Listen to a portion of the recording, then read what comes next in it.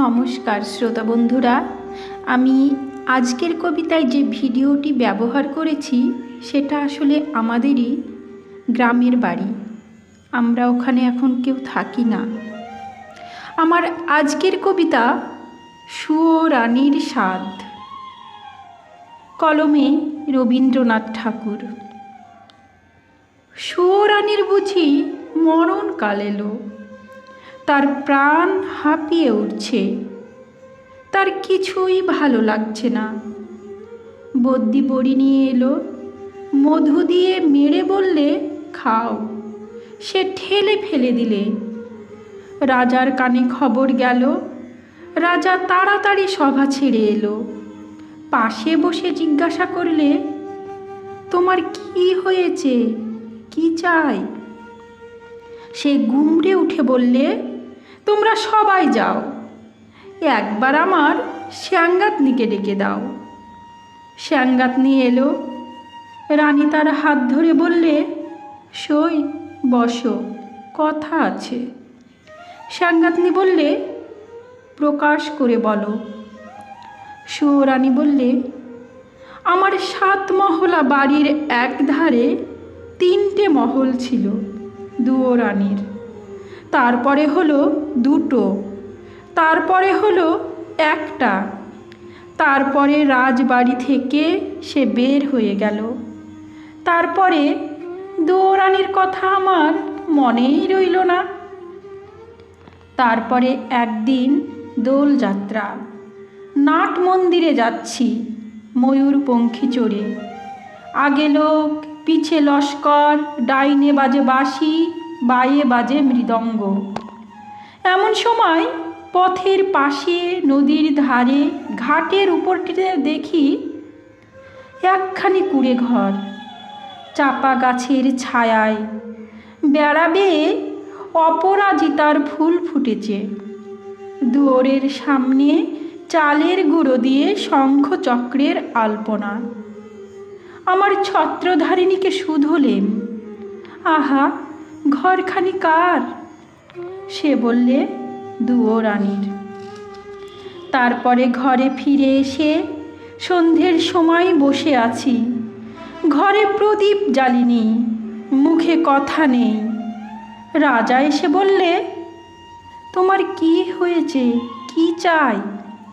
আমি বললেম, এ ঘরে আমি থাকবো না। রাজা বললে, আমি তোমার কোঠা বাড়ি বানিয়ে দেব গজদন্তের দেওয়াল দিয়ে। শঙ্খের গুঁড়োয় মেঝেটি হবে দুধের ফেনার মতো সাদা। মুক্তোর ঝিনুক দিয়ে তার কিনারে এঁকে দেব পদ্মের মালা। আমি বললেম, আমার বড় স্বাদ গিয়েছে, কুঁড়ে ঘর বানিয়ে থাকি তোমার বাহির বাগানের একটি ধারে। রাজা বললে, আচ্ছা বেশ, তার আর ভাবনা কি। কুঁড়ে ঘর বানিয়ে দিলে। সে ঘর যেন তুলে আনা বনফুল, যেমনি তৈরি হলো অমনি যেন মুষড়ে গেল। বাস করতে গেলেম, কেবল লজ্জা পেলেম।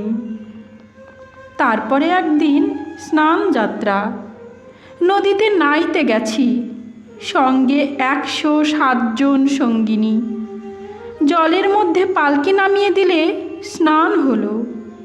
পথে ফিরে আসছি, পালকির দরজা একটু ফাঁক করে দেখি, ও কোন ঘরের বউগা, যেন নির্মাল্যের ফুল, হাতে সাদা শাখা, পরনে লাল পেড়ে শাড়ি, স্নানের পর ঘড়াই করে জল তুলে আনছে। সকালের আলো তার ভিজে চুলে আর ভিজে ঘড়ার উপর ঝিকিয়ে উঠছে। ছত্রধারিণীকে শুধোলেম, মেয়েটি কে, কোন দেব মন্দিরের তপস্যা করে?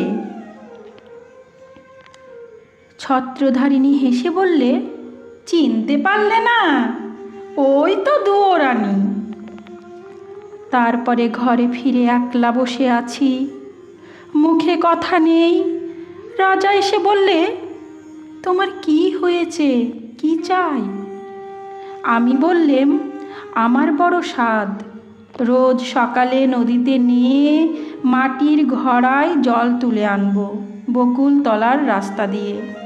রাজা বললে, আচ্ছা বেশ, তার আর ভাবনা কি।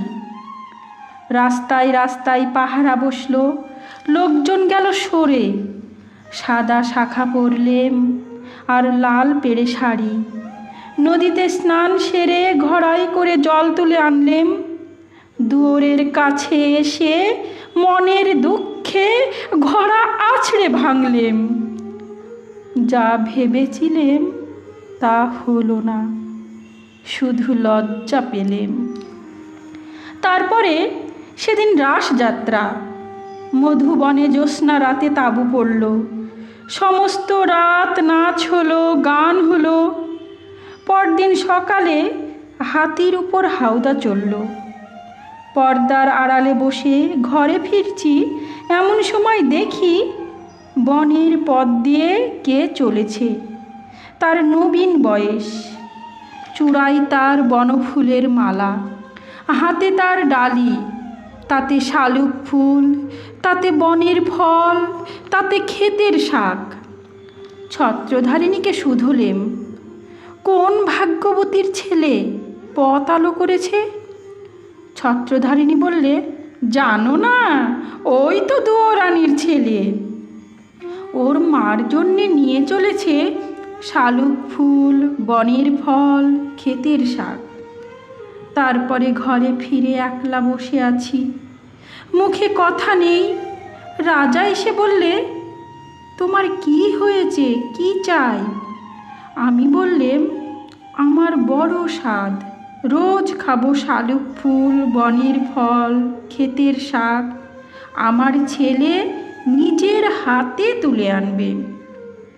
রাজা বললে, আচ্ছা বেশ, তার আর ভাবনা কি। সোনার পালঙ্কে বসে আছি, ছেলে ডালি নিয়ে এলো। তার সর্বাঙ্গে ঘাম, তার মুখে রাগ। ডালি পড়ে রইল, লজ্জা পেলেম। তারপরে আমার কি হলো কি জানি, একলা বসে থাকি, মুখে কথা নেই। রাজা রোজ এসে আমাকে শুধোয়, তোমার কি হয়েছে, কি চাই?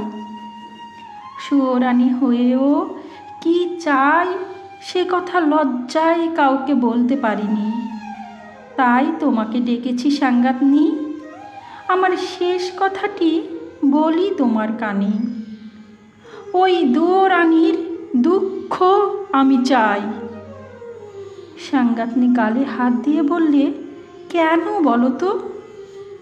সুয়োরানী বললে, ওর ওই বাঁশির বাঁশিতে সুর বাজল, কিন্তু আমার সোনার বাঁশি কেবল বয়েই বেড়ালেম, আগলে বেড়ালেম, বাজাতে পারলেম না।